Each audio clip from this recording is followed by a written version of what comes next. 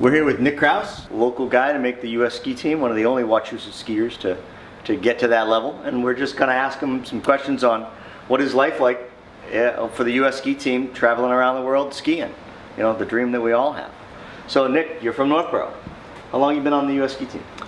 Yeah, I'm from Northborough, Massachusetts. This will be my 8th year on the U.S. ski team. I've battled through a couple injuries, some big time injuries, and yeah, looking forward to getting back onto the World Cup this year. Give me an idea what the year looks like for you.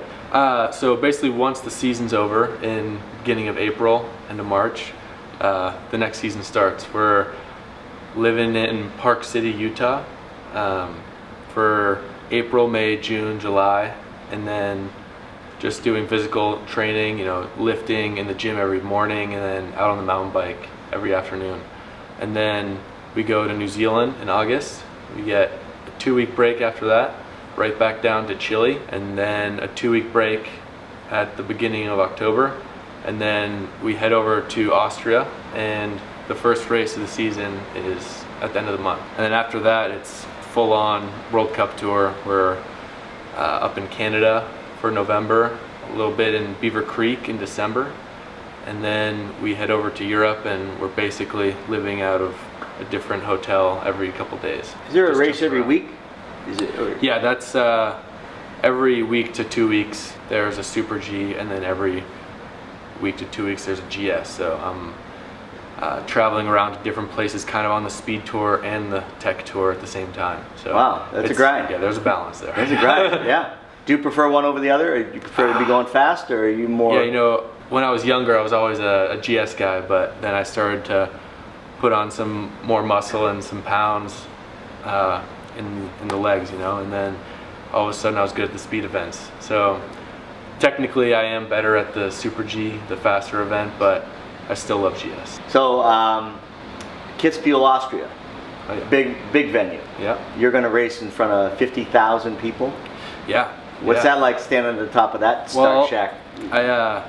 This will be my first year doing Kitzbühel. They call it the strife, the ride essentially. And I've done one World Cup up to this point. So and there was about 40,000 people, and it was in Austria. So I think it was basically a lower scale Kitzbühel. I'm not nervous yet, but I can tell you right now the nerves will be flying once I'm over there on the start gate for sure. Are there venues on the World Cup that you do well at, and some that you struggle at, some that you'd prefer to be at, you get psyched to be there, and some you geez, I wish I could skip this week?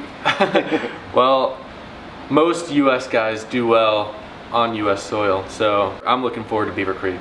It's going to be a super fun time. My family's going to be there. You guys are going to be there. Yeah. And we're used to the snow, so we become really attached to what we're used to. And Beaver Creek's going to be fun. It's going to be a good time. Hometown. That's great. So we have this brand new Montana robotic tuning machine, and the skis go in and come out, and they're phenomenal. They're sweet. They're fast.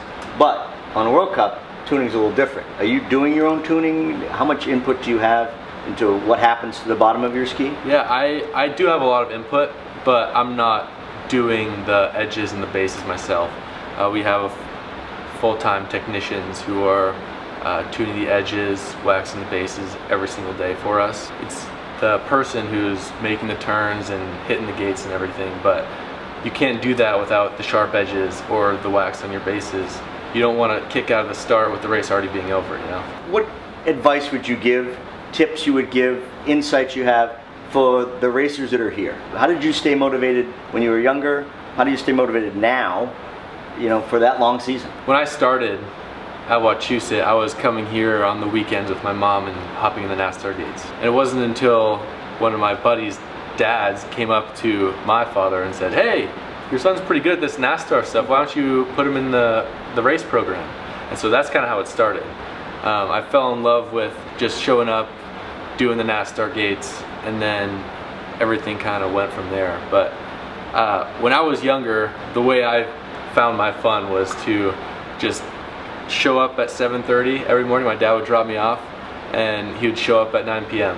and I would ski all day with my buddies. Whether it was race training in the morning, and then we'd go do some NASCAR gates after that, hit the park, go up to Smith Walton. We skied the whole mountain every single day. It was crazy. To keep the fun for the whole season, you gotta have to do those things that you know makes you happy. So when I'm out on the road, we're grinding every morning. We're doing 10 training runs every day. But then on a day off, you gotta find something to decompress, and that's just going and skiing the mountain. Just maybe by yourself, maybe with a buddy. I just go out there and make some turns for myself.